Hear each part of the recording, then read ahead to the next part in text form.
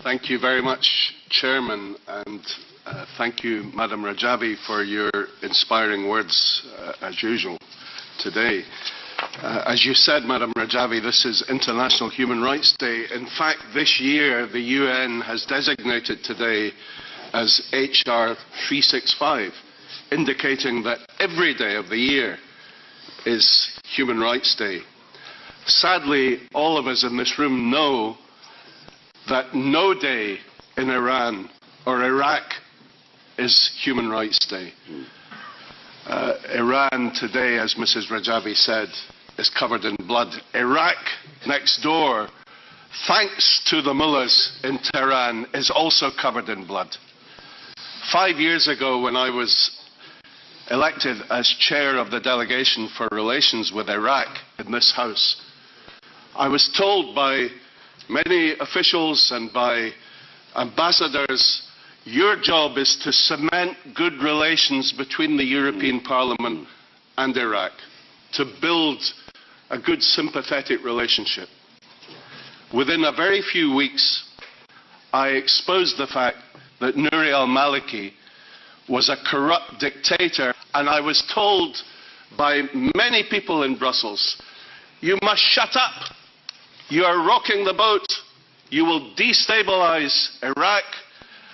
And because Iran insisted and America and Britain backed the appointment, the re-election fraudulently of Nuri al-Maliki, you could even destabilize the nuclear talks in Tehran.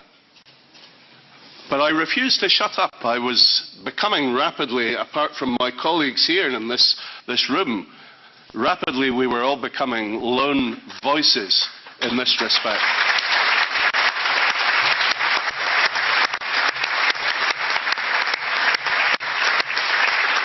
You know, Maliki called a press conference in Baghdad to accuse me of being an enemy of Iraq and a liar.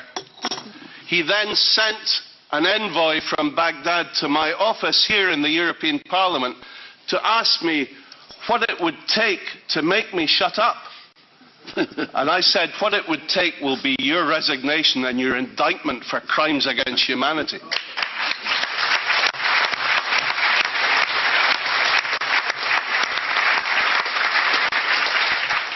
But you know, my good friend Howard Dean said that the West is plagued with a history of short-termism. And this is exactly what happened. 5 years ago, Maliki lost the election to Ayad Alawi by 2 seats.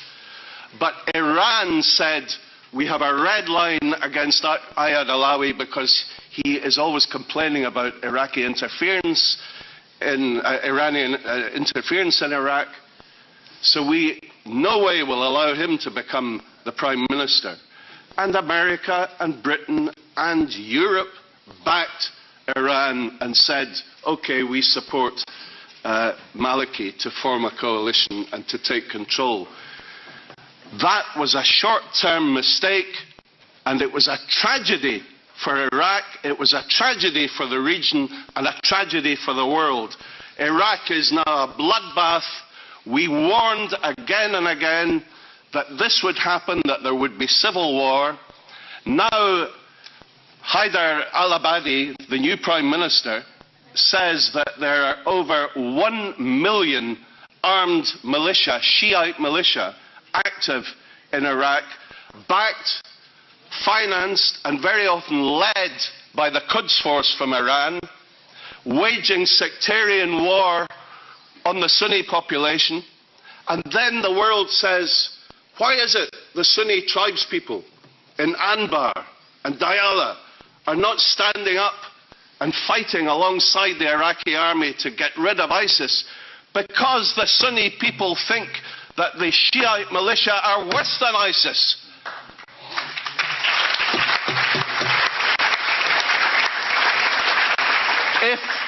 If we are serious about ridding the world of ISIS, if we're serious about encouraging the Sunnis, the tribes in Iraq, to join forces with the Iraqi military, with the Peshmerga in Kurdistan, to help oust ISIS, and this is the only practical way that you can